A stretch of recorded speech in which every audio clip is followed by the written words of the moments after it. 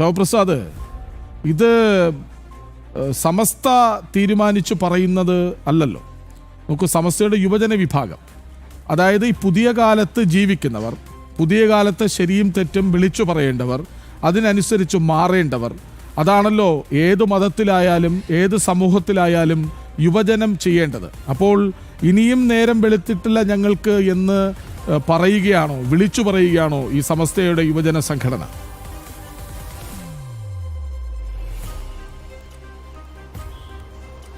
തീർച്ചയായും കൃഷ്ണരാജ്, ഇനിയും നേരം വെളുത്തിട്ടില്ല എന്ന് തന്നെയാണ് സമസ്തയുടെ യുവജന വിഭാഗമായ SYS പറഞ്ഞു വെക്കുകയും ചെയ്യുന്നത്.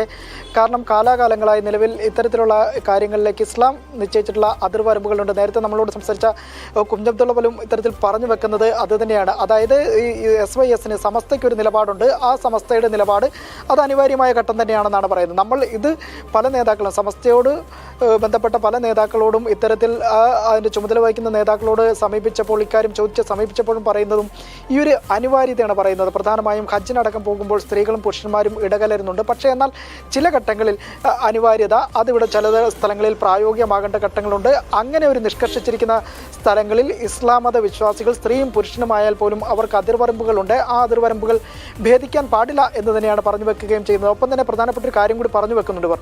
അതായത് തെരഞ്ഞെടുപ്പിൻ്റെ മറവിൽ ഈ സ്ത്രീയും പുരുഷനും തമ്മിൽ ഇത്തരത്തിൽ റോഡിലടക്കം ഇത്തരത്തിൽ വിജയാഹ്ലാദ പ്രകടനങ്ങൾ നടത്തിയപ്പോൾ പോലും ഇടകലരുന്നുണ്ടായിരുന്നു. അതൊട്ടും സമസ്തയ്ക്കും ഭൂഷണമല്ല, ഒപ്പം തന്നെ SYSനും ഭൂഷണമല്ല എന്ന് തന്നെയാണ് പറഞ്ഞു വെക്കുകയും ചെയ്യുന്നത്.